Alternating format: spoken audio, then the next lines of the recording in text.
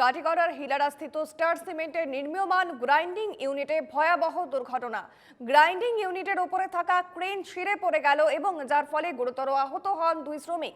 এরা হলেন চঞ্চল চন্দ্র এবং আছাবুদ্দিন।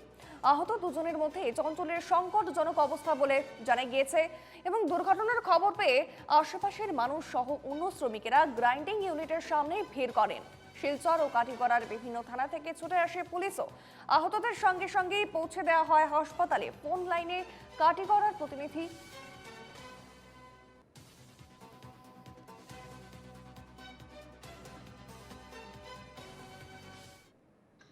इस घटना को लेके हमें भी बहुत दुख हुआ है और इस बात को लेके हमारा एडिशनल एसपी सर भी सिलचर से बहुत दूर यहाँ आया हुआ है और हम यहाँ ओसी है और हमारा ये रिप्रेजेंटेटिव भी है।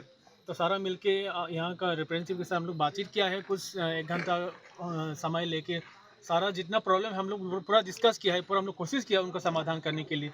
और जैसे क्या क्या जो पॉइंट्स लिया गया है हम ऑलरेडी हमारा एडिशनल एसपी सर ने ऑलरेडी आप लोग को बता चुका है। उसमें से जो मेन पॉइंट्स है कि सबसे पहले हमें कंपनी का प्रोजेक्ट हेड से अभी पता चला कि वो लोग का कंडीशंस अभी अंडर प्रॉपर केयर में है। एक प्राइवेट हॉस्पिटल में उनका ट्रीटमेंट चल रहा है, ये हमें पता चला है। और दूसरी बात है कि आप लोग का जितना समय सा है आज मीटिंग में जितना पॉइंट्स बताया हुआ है, शायद उसमें कुछ पॉइंट्स भी एक्स्ट्रा हो सकता है, छूट हो सकता है।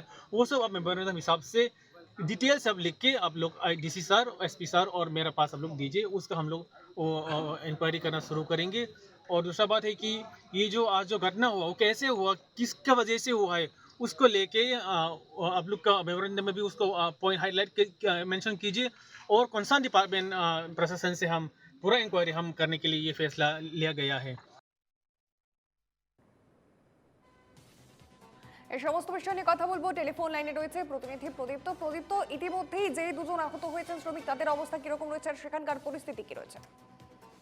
হ্যাঁ অভিনন্দন, যে ঘটনাটা গতকাল ঘটেছে সন্ধ্যার সময় এই কালাইনের পাশের হিলারার স্টার সিমেন্টের নির্মাণ গ্রাইন্ডিং ইউনিটে, সেখানে যে ক্রেন ভেঙে ক্রেনের তার ছিঁড়ে যে দুজন শ্রমিক অত্যন্ত জখম হয়েছিলেন, তারা বর্তমানে এখনো শিলচর একটা বেসরকারি নার্সিং হোমে আছেন এবং তাদের অবস্থা খুবই শোচনীয়। জানা গেছে এর মধ্যে একজনের কোমর ভেঙে গেছে এবং অন্যজন যে আসারউদ্দিন, তার মানে দুটো পাই ভেঙে গেছে। এই অবস্থা বর্তমানে এই দুই শ্রমিকের আছে। কর্তৃপক্ষ কি বলছে? হ্যাঁ, কর্তৃপক্ষের সঙ্গে সিমেন্ট কর্তৃপক্ষের সঙ্গে গতকাল কাছাড়ের এডিশনাল এসপি আর কে পল আর কাঠিগড়ার সার্কেল ম্যাজিস্ট্রেট ডক্টর রবার্ট টুলোর ওরা বসেছিলেন। বসে 1.5 ঘন্টা খানেক একটা আলোচনা হয়েছে।